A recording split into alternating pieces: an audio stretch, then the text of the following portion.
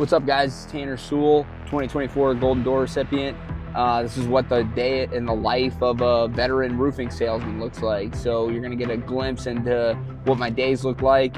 My office visit, at the doors, my routines, all that kind of stuff. And this is what helped me generate 3.5 million residential roofing sales in my first year. So let's get into it. This is a special install for me because when I first started knocking doors in March or April of 2023, this was one of the very first doors that I ever knocked. And I kept the homeowner in my CRM, checked in, every 6 months or so. I knew was aware that it wasn't an immediate priority for the homeowner, but that it was going to need to be done at some point. Kept in touch, wasn't pushy about it. Was professional, gave him a fair price, very transparent, fair price. I think that's really important when someone wants to go the retail route as opposed to an insurance route, is just, being transparent about the pricing, being transparent about the product, being transparent about the work, and really earn the homeowner's trust. Was really committed to earning the homeowner's business, and I think he knew that. I would say probably 90% of roofing sales representatives just want the one-offs. They just want the ones where you can go and close it on the spot, but that's not sales, that's just kind of order taking. And I'm a really firm believer in building a pipeline. If you really want to hit that 2 million, 2.5 million, 3 million plus mark in Arizona, pipeline building is essential. And being totally comfortable with the reality that people aren't just going to be ready to go right now, and that's okay. There's some really good reasons for that. Homeowners have good reasons for waiting, and understanding that, being okay with it, being at peace with it, and working with that homeowner and being pleasantly persistent, I think is the right word. Being pleasantly persistent with that account, and that pays off. It really does pay off. I would say every month there's probably at least 2 deals that I close that I've put in my pipeline within the last 12, in this case, almost 24 months. There is that. There is that in our industry. The fact of the matter is, there's people in our industry that are bad actors, 100%. I don't like to linger on those people, but I don't have anything good to say about them. But the guys in our industry, the companies in our industry, and there's some, I got nothing but love and respect for them. I want to see them do well. I definitely want to beat them too, but at the same time, when I see them get a deal, I'm like, hey man, good for you. You were the better guy that day. But that's what makes it fun, and that's kind of it's cool because we can relate to each other and what it really takes. Yeah. So one of the things that's so important when you're building a roof, right, is protecting the homeowner's property. It's something that we take a lot of pride in. You can put on an amazing roof, but if you don't clean it up, it's not really an amazing roof anymore. So one of the things that we really, really drive home, one of the things that our crews are just absolutely exceptional with, and our company is exceptional with, is just leaving the property the same way that we found it. So what you'll see is just, some tarping and sort of some debris cleanup throughout the project. Obviously there's lots of nails, lots of debris, things like that. Yeah, you want to know, as a sales representative, that your company is going to take care of the homeowner's property. That due diligence will be done every step of the way. And that's something that I have full confidence in with our crews. Our crews have been roofing almost as long as I've been alive. So true roofing professionals. And I know that when I have a roof going up, I have 100% confidence in exactly how that project's going to go. So as a sales rep, I can really lay my head on the pillow at night and know that it's being done right. What's up, dude? Hey. How you doing? Good, how are you? Doing well, man. Everything's going smooth. We'll probably be done within the next 3 hours or so. So right now I'm Helco's videographer. We're about to film some ads. We're going to run some ads to direct to consumer. So yeah, Tanner's a dog. He goes and knocks. He has adjuster meetings. He has closings. He's now also running ads for the client. So this is super cool to just be able to document, to show you guys kind of what goes in the day in the life of someone like Tanner.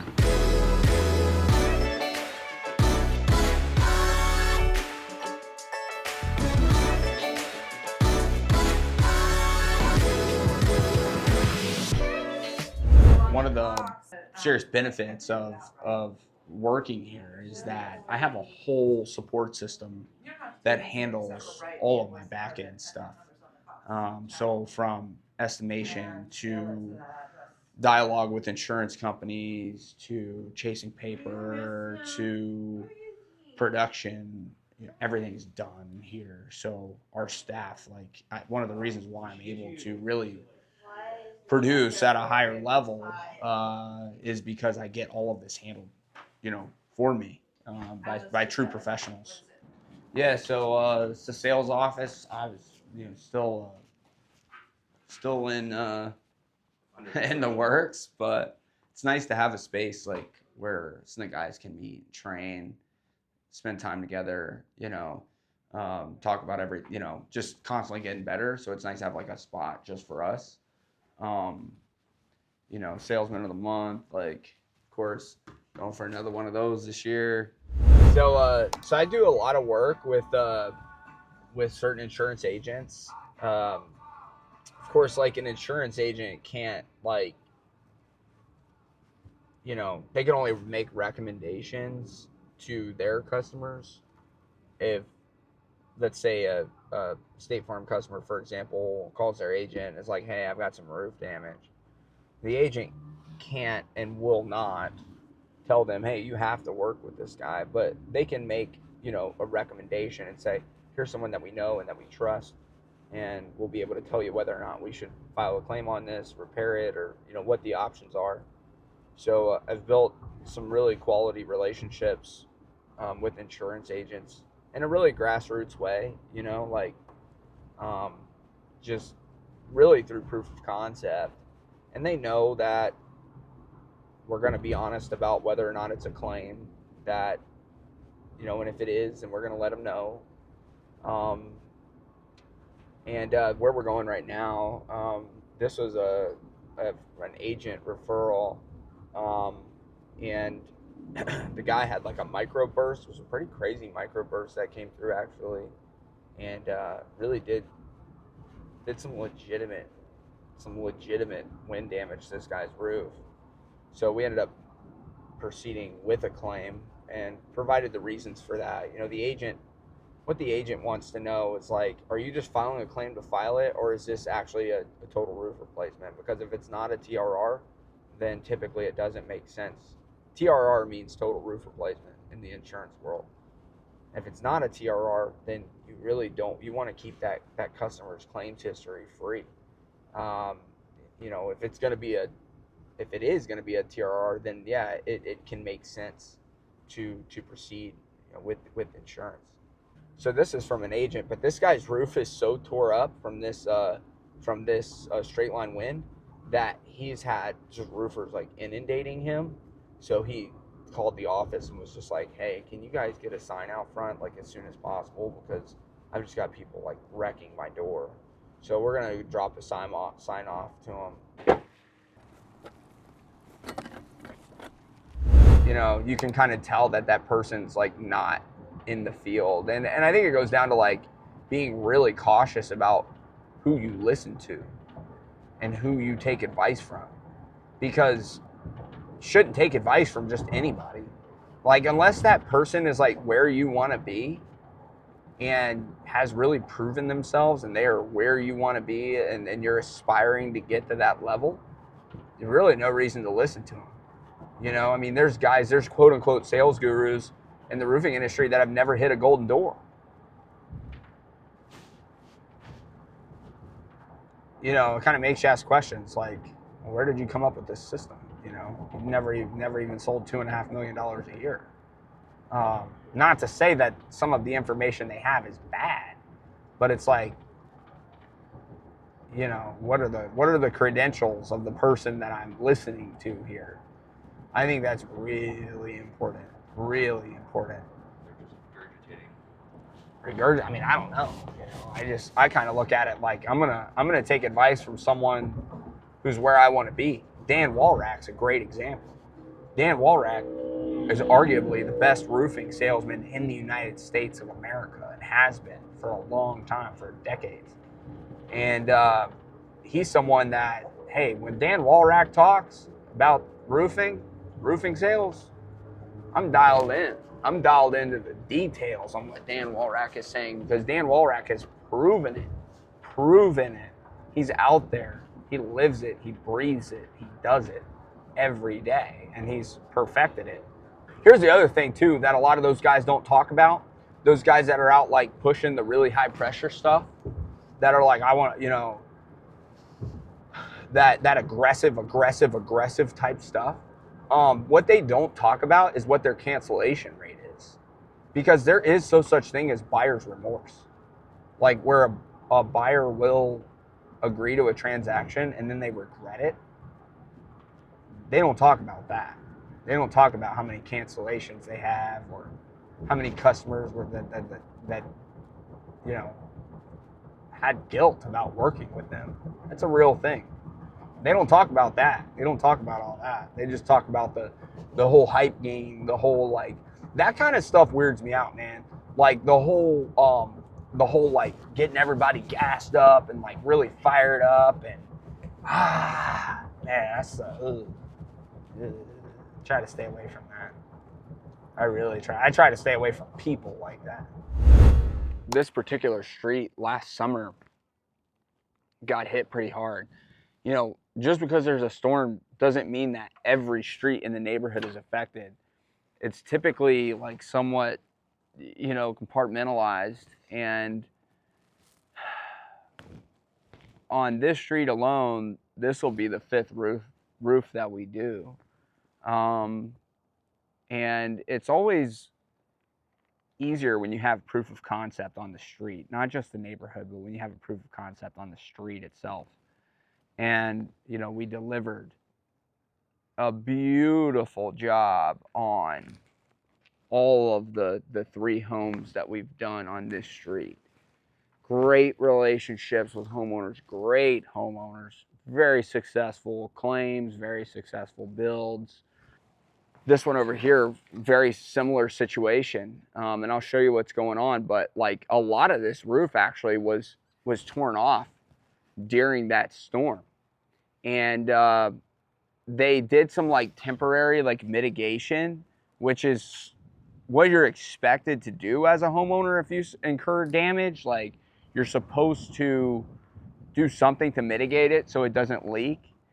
But you could still see where the wind damage was.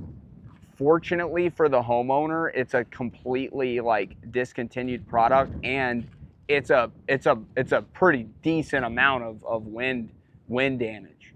And they were kind of on the fence about like proceeding with the claim, which I don't blame them. You know, like, you should play conservative ball when it comes to insurance claims. You really shouldn't be just quick to the jump just to file it.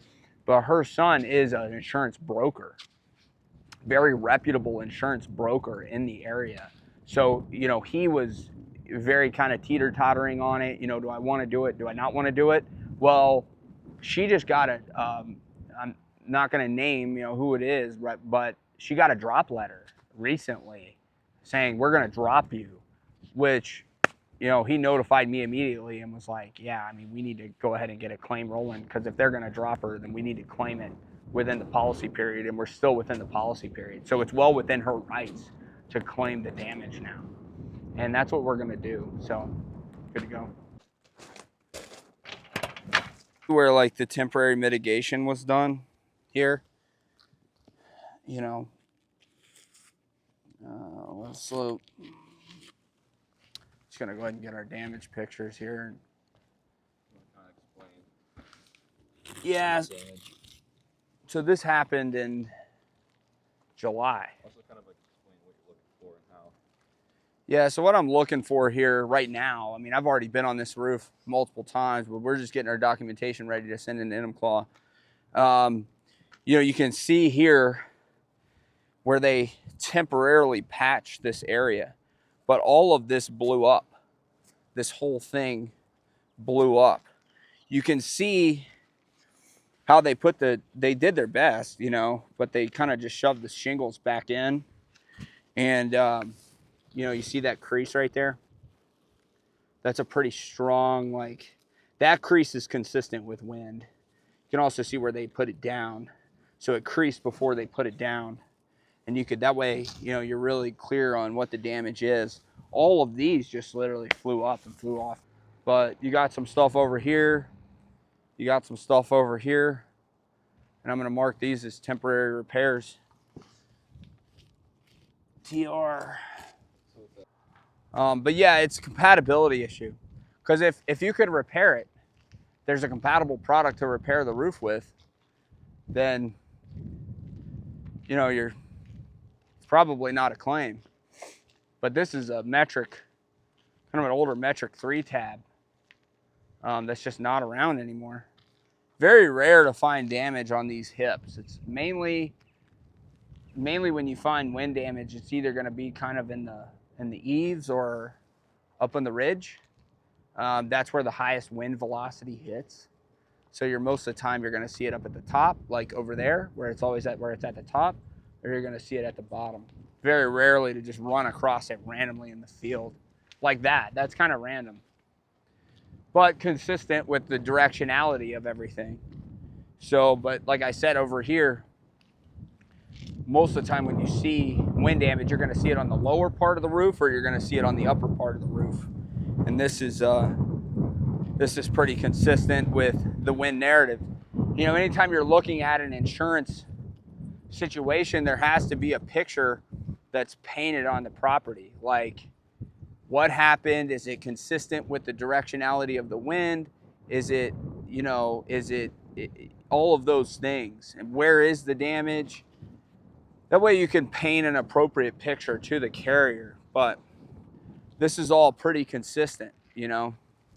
That storm looks like it came from the northeast, because you got one there, you got a couple there, you got some up here. That might have been from a potentially a different storm. But that's what you're looking for on this.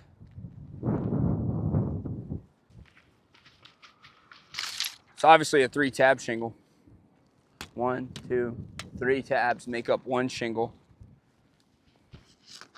You always want to measure the exposure on that. That's 39 inch, so it's a metric 3 tab. Really no way of finding out right now what kind of shingle it is, because you can't get to the cellophane, and I'm not going to try to get to the cellophane because that's going to require a pretty aggressive inspection technique, which isn't necessary right now. We don't need to do that right now. What we do need to do is do our best to ID this, and you know, that's what we're trying to do right now, is just ID it. But it is claim worthy. It is a 3 tab. The likelihood of this being available in our market, pretty slim. So what I'm going to do now is go ahead and run my punch list, so we can go ahead and get this thing written up. Because when we work a claim,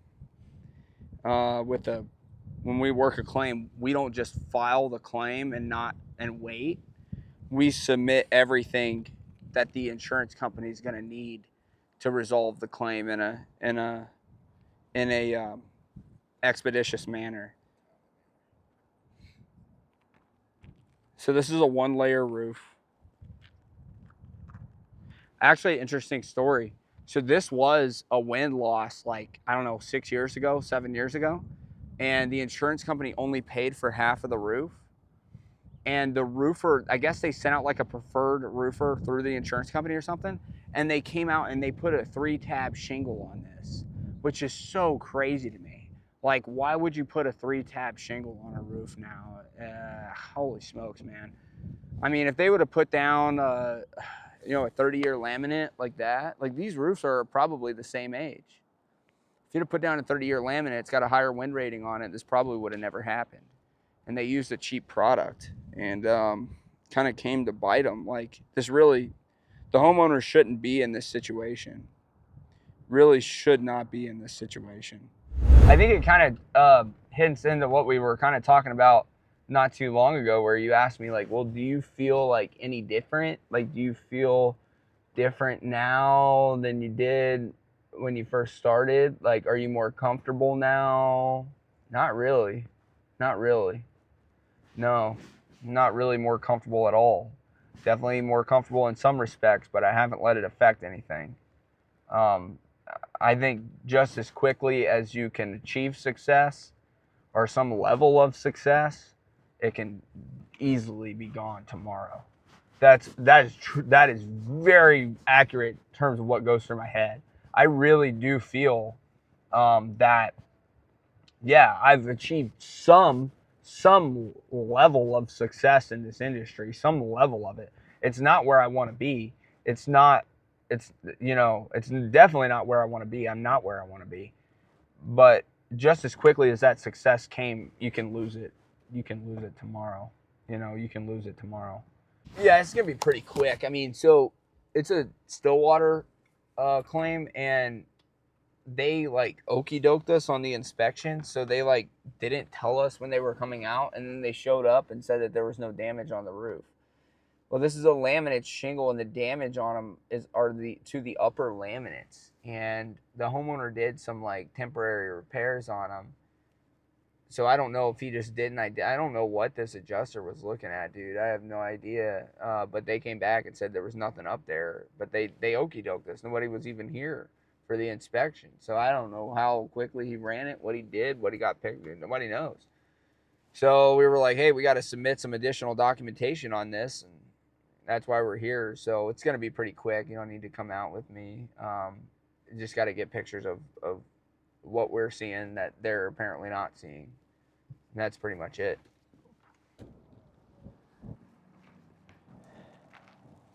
So that wraps up what a day in the life looks like for a Golden Door roofing salesman. Right now we're looking for four new reps to train up, work with me directly. So if you're ready to live, breathe, sleep roofing sales and change your life pretty quick, click the link below, and I'll see you in the next video.